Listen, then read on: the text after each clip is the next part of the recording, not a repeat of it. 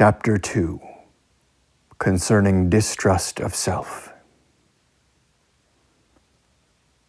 Distrust of self is so absolutely requisite in the spiritual combat that without this virtue we cannot expect to defeat our weakest passions, much less gain a complete victory. This important truth should be deeply embedded in our hearts. For although in ourselves we are nothing, we are too apt to overestimate our own abilities and to conclude falsely that we are of some importance. This vice springs from the corruption of our nature. But the more natural a thing is, the more difficult it is to be discovered. But God, to whom nothing is secret, looks upon this with horror, because it is His will that we should be convinced we possess only that virtue and grace which comes from Him alone, and that without Him we are incapable of one meritorious thought. This distrust of our own strength is a gift from heaven, bestowed by God on those He loves. It is granted sometimes through His holy inspiration, sometimes through severe afflictions, or almost insurmountable temptations, and other ways which are unknown to us. Yet He expects that we will do everything within our power to obtain it. And we certainly will obtain it if, with the grace of God, we seriously employ the following 4 means. First, we must meditate upon our own weakness. Consider the fact that, being nothing in ourselves, we cannot, without divine assistance, accomplish the smallest good or advance the smallest step towards heaven.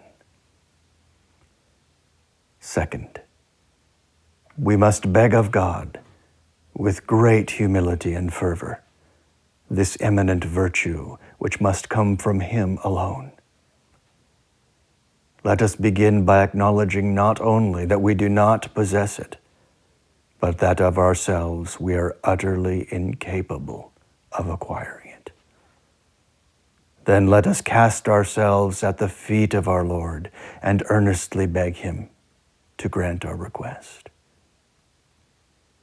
We must do this with firm confidence that we will be heard if we patiently await the effect of our prayer and persevere in it as long as it pleases divine providence. Third, we must gradually accustom ourselves to distrust our own strength, to dread the illusions of our mind, the strong tendency of our nature to sin, and the overwhelming number of enemies that surround us. Their subtlety, experience, and strength surpass ours, for they can transform themselves into angels of light and lie in ambush for us as we advance towards heaven. Fourth, as often as we commit a fault, we must examine ourselves in order to discover our vulnerable points.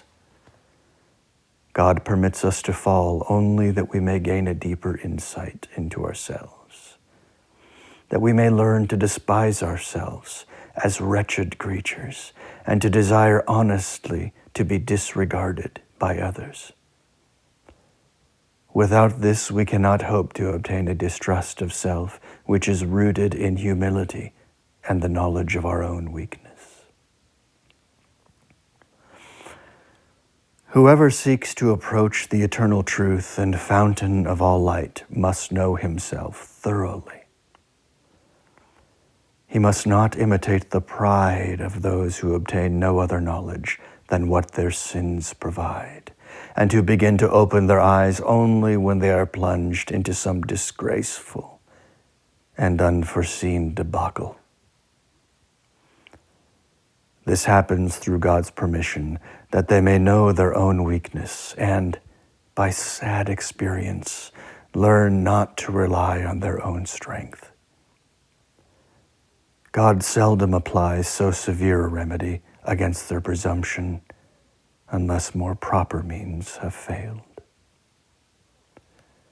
Briefly, he permits persons to sin more or less grievously in proportion to their pride.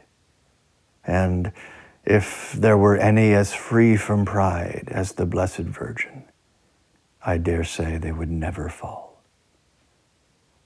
As often as you commit a fault, therefore, immediately strive to probe your inner consciousness. Earnestly beg our Lord to enlighten you, that you may see yourself as you are in his sight, and presume no more on your strength. Otherwise, you will fall again into the same faults, or perhaps much greater ones, to the eternal ruin of your soul.